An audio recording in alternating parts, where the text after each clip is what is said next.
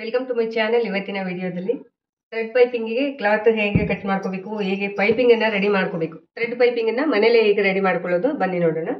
Readymade ತರೋಣ ಅಂತ ಹೋದ್ರೆ ಒಬ್ಬೊಬ್ರು 10 ರೂಪಾಯಿ ಮೀಟರ್, ಒಬ್ಬೊಬ್ರು 20 ರೂಪಾಯಿ ಮೀಟರ್ ಆ ಥರ ಕೊಡ್ತಾರೆ. ನಾವೇ ಮನೇಲಿ ರೆಡಿ ಮಾಡ್ಕೊಂಡ್ರೆ ಆಯ್ತು. ಥ್ರೆಡ್ ಬೇಕಾಗುತ್ತೆ. ಇದ್ರ ಪ್ರೈಸ್ ಬಂದು 30 ರೂಪೀಸ್ ಅಷ್ಟೇ.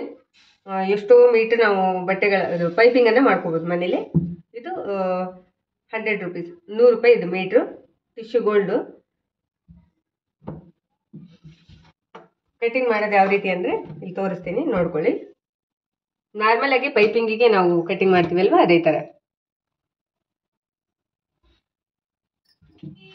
ನಾರ್ಮಲ್ ಪೈಪಿಂಗಿಗೆ 1.5 ಇಂಚಿಗೆ ಕಟ್ ಮಾಡ್ಕೊತೀವಲ್ವಾ, ಇದರಲ್ಲಿ ನೋಡಿ ಈ ಥರ ಟ್ರಯಾಂಗಲ್ ಶೇಪು ಫೋಲ್ಡ್ ಮಾಡ್ತೀನಿ ನಾನು. ಇಷ್ಟು ತಕ್ಕೊಂಡು ಇಷ್ಟೇ ತಿರ್ಗಿಸ್ತೀನಿ.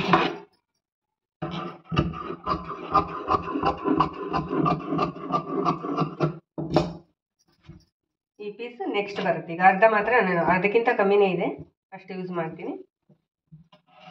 ಇದು ಹಾರ್ಡ್ ಬಾರ್ಡರ್ ಇದೆ ಅಲ್ವಾ, ಇದನ್ನ ತೆಗೆದ್ಬಿಡೋಣ.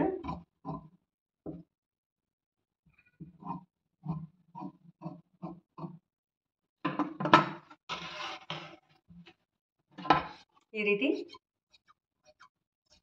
ಕಟಿಂಗ್ ಮಾಡಬೇಕು.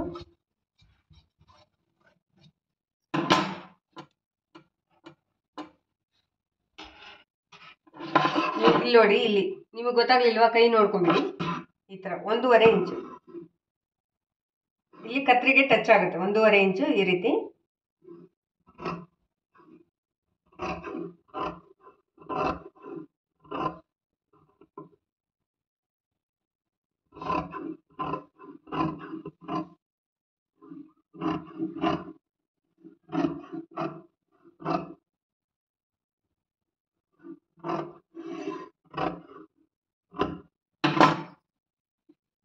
ಈ 4 ಪೀಸಲ್ಲಿ 2 ಮೀಟರ್ ಆಗುತ್ತೆ. ನನಗೆ 2 ಮೀಟರ್ ಸಾಕು ಸದ್ಯಕ್ಕೆ. ನೆಕ್ಸ್ಟ್ ಬೇಕು ಅಂದರೆ ನಾನು ಆಮೇಲೆ ಮಾಡ್ಕೊತೀನಿ.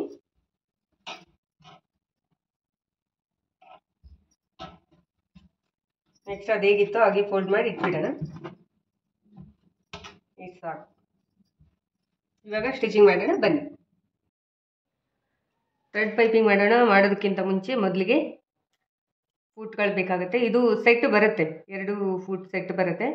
ಇದರಲ್ಲಿ ನಾನೊಂದು ಇವಾಗ ಲೆಫ್ಟ್ ಸೈಡು ಮತ್ತು ರೈಟ್ ಸೈಡ್ದು ಫೂಟ್ಗಳಿರುತ್ತೆ. ನಾನಿವಾಗ ಲೆಫ್ಟ್ ಸೈಡ್ದು ಹಾಕೊತೀನಿ. ರೈಟ್ ಸೈಡ್ ಕೂಡ ಹಾಕೋಬೋದು ಈ ಕಡೆ ಸ್ಟಿಚಿಂಗ್ ಇದ್ದಾಗ. ಈಗ ನನಗೆ ಲೆಫ್ಟ್ ಸೈಡ್ದು ಬೇಕಿದೆ. ಇವನ್ನ ಸ್ವಲ್ಪ ಲೂಸ್ ಮಾಡ್ಕೋಬೇಕಾಗತ್ತೆ. ಆಮೇಲೆ ಇದು ನೋಡಿ ಎತ್ತಿಟ್ಕೊಳ್ಳೋಣ. ನೆಕ್ಸ್ಟು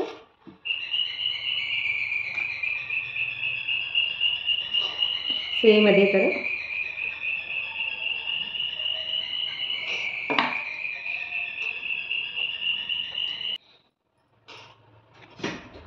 ಫುಟ್ ರೆಡಿ ಆಯಿತು. ಈ ಎಲ್ಲ ಪೀಸ್ಗಳನ್ನೆಲ್ಲ ಜಾಯಿಂಟ್ ಮಾಡ್ಕೋಬೇಕು. ನಾನು ಜಾಯಿಂಟ್ ಮಾಡ್ಕೊಂಡಿದ್ದೀನಿ. ನೆಕ್ಸ್ಟು ಈ ರೀತಿ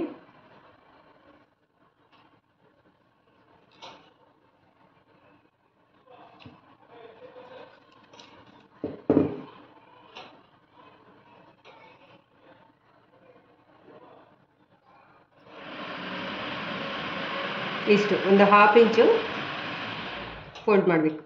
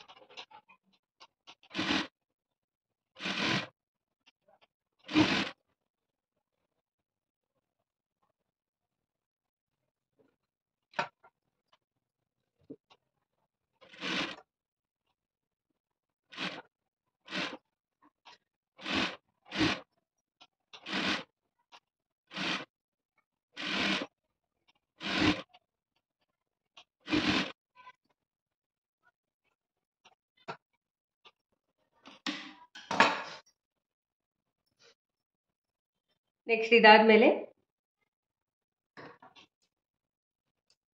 ಲಾಕ್ ಮಾಡ್ಕೋಬೇಕು ಎಡ್ಜಿಗೆ.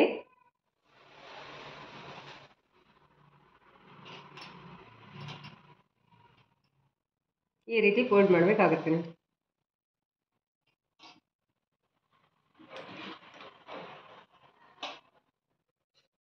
ಇದನ್ನ ಬ್ಲೌಸ್ಗೆ ಅಟ್ಯಾಚ್ ಮಾಡಿ ಆದಮೇಲೆ ಕೂಡ ಸ್ಟಿಚ್ ಮಾಡ್ಕೋಬೋದು ಅಥವಾ ಮುಂಚೆ ಕೂಡ ಸ್ಟಿಚ್ ಮಾಡ್ಕೋಬೋದು. ನಾನು ಮುಂಚೆನೇ ಸ್ಟಿಚ್ ಮಾಡಿಬಿಡ್ತೀನಿ.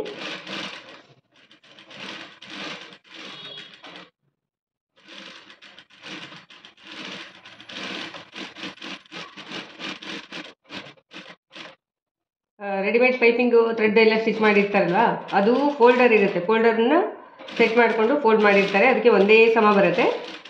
ನಾವಂದರೆ ಈ ಕೈಯಲ್ಲಿ ಮಾಡೋದಿಲ್ಲ, ಸ್ವಲ್ಪ ಹೆಚ್ಚು ಕಮ್ಮಿ ಆಗುತ್ತೆ. ಅದಕ್ಕೇನು ತಲೆ ಕೆಡ್ಸ್ಕೊಬೇಡಿ. ಪೈಪಿಂಗ್ ಫಿನಿಶಿಂಗ್ ನೀಟಾಗಿ ಬರಬೇಕಷ್ಟೇ.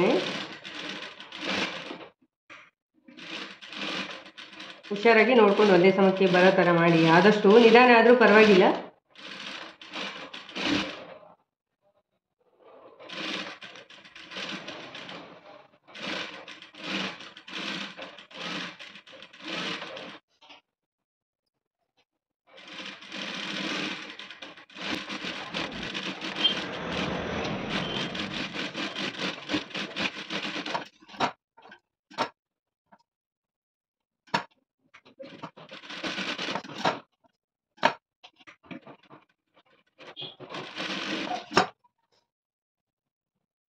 ಥ್ರೆಡ್ ಪೈಪಿಂಗ್ ರೆಡಿ ಆಯಿತು ನೋಡಿ. ಇನ್ನು ಸ್ವಲ್ಪ ಚಿಕ್ಕದು ಬರುತ್ತೆ, ಟ್ರೈ ಮಾಡಿದರೆ ಚಿಕ್ಕದು ಬರುತ್ತೆ. ಆಮೇಲೆ ರೆಡಿಮೇಡು ಪೈಪಿಂಗು ಥ್ರೆಡ್ ತಂದಿರ್ತೀವಲ್ವ ನಾವು, ಅದು ಇನ್ನೂ ಸ್ವಲ್ಪ ಚಿಕ್ಕದೇ ಇರುತ್ತೆ. ಅದಕ್ಕೆ ಫೋಲ್ಡರ್ ಫಿಟ್ ಮಾಡಿರ್ತಾರೆ, ಅದಕ್ಕೋಸ್ಕರ ಚಿಕ್ಕದು ಬರುತ್ತೆ. ಟ್ರೈ ಮಾಡಿದರೆ ಬರುತ್ತೆ, ಬರಲ್ಲ ಅಂತ ಏನಿಲ್ಲ. ನೋಡಿ ರೆಡಿ ಆಯಿತು. ಇವಾಗ ಇದನ್ನು ಬ್ಲೌಸ್ಗೆ ಅಟ್ಯಾಚ್ ಮಾಡೋದು ಹೇಗೆ ನೋಡೋಣ. ಇವಾಗ ರೆಡಿ ಆಗಿರುವಂಥ ಬ್ಲೌಸ್ಗೆ ಥ್ರೆಡ್ ಪೈಪಿಂಗ್ ಹೇಗೆ ಅಟ್ಯಾಚ್ ಮಾಡೋದು ತೋರಿಸ್ತೀನಿ. ಆಮೇಲೆ ರೆಡಿ ಮಾಡಬೇಕಂದ್ರೆ ಬ್ಲೌಸ್ ನೋಡಿ, ಇದು ನಾನು ಕಟಿಂಗ್ ವಿಡಿಯೋ ಸಪ್ರೇಟಾಗಿ ಅಪ್ಲೋಡ್ ಮಾಡಿದ್ದೀನಿ. ರೆಡಿಯಾಗಿದೆ ಕಂಪ್ಲೀಟಾಗಿ. ಇದು ನೆಕ್ ಎಲ್ಲ ನಾನು ಟರ್ನಿಂಗ್ ಮಾಡಿದ್ದೀನಿ ಅಷ್ಟೇ, ಜಸ್ಟ್ ಟರ್ನಿಂಗ್ ಮಾಡಿದ್ದೀನಿ, ನೋಡ್ತಾ ಇರ್ಬೋದು ಈ ರೀತಿ.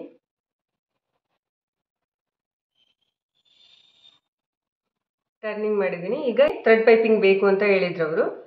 ಬನ್ನಿ ಇವಾಗ ಥ್ರೆಡ್ ಪೈಪಿಂಗ್ ಹೇಗೆ ಅಟ್ಯಾಚ್ ಮಾಡೋದು ನೋಡೋಣ.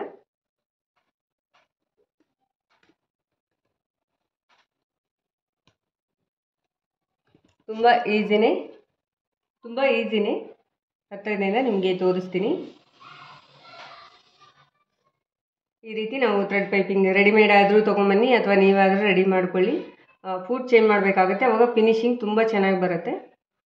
ಸ್ಟಾರ್ಟಿಂಗಲ್ಲಿ ಏನು ಮಾಡಬೇಕು ಗೊತ್ತಾ, ಈ ರೀತಿ ಟ್ರಯಾಂಗಲ್ ಥರ ಫೋಲ್ಡ್ ಮಾಡ್ಕೋಬೇಕು ನಾವು.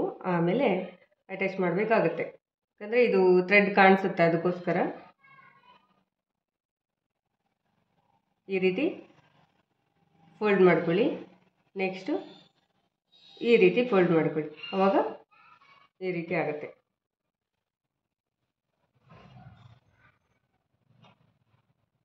ನೆಕ್ಸ್ಟು ಇದ್ರ ಮೇಲೆ ಸೆಟ್ ಮಾಡಿ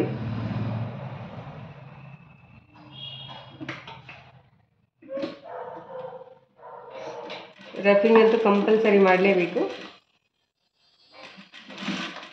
ಎಷ್ಟು ಸಾಧ್ಯ ಆಗುತ್ತೆ ಅಷ್ಟು ಹತ್ರಕ್ಕೆ ಸ್ಟಿಚ್ಚನ್ನು ಹಾಕಬೇಕು. ಇನ್ನೊಂದು ಸ್ಟಿಚ್ ಕೂಡ ಬರುತ್ತೆ, ಇದು ಒಂದೇ ಸ್ಟಿಚ್ ಏನು ಫೈನಲ್ ಅಲ್ಲ, ಇನ್ನೊಂದು ಸ್ಟಿಚ್ ಬರುತ್ತೆ.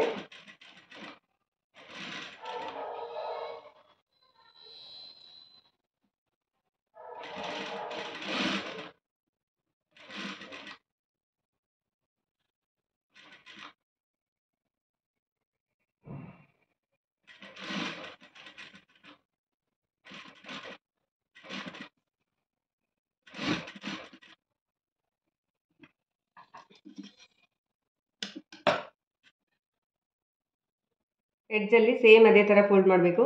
ನಾನು ಸ್ಟಾರ್ಟಿಂಗಲ್ಲಿ ತೋರಿಸಿದ್ನಲ್ವಾ, ಅದೇ ಥರನೇ ಫೋಲ್ಡ್ ಮಾಡಬೇಕು.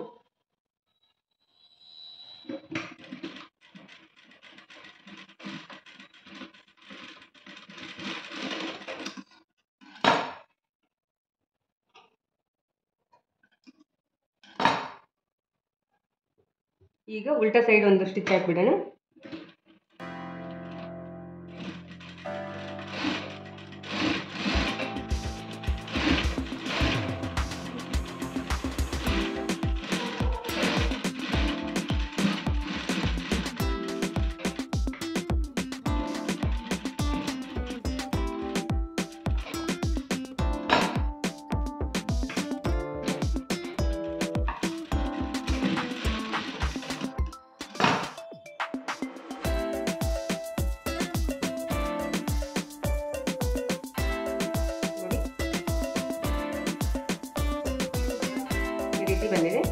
ನೆಕ್ಸ್ಟ್ ಇಲ್ಲಿ ಸಹ ಇದೇ ರೀತಿ ಅಟ್ಯಾಚ್ ಮಾಡಬೇಕು ಕಂಪ್ಲೀಟಾಗಿ.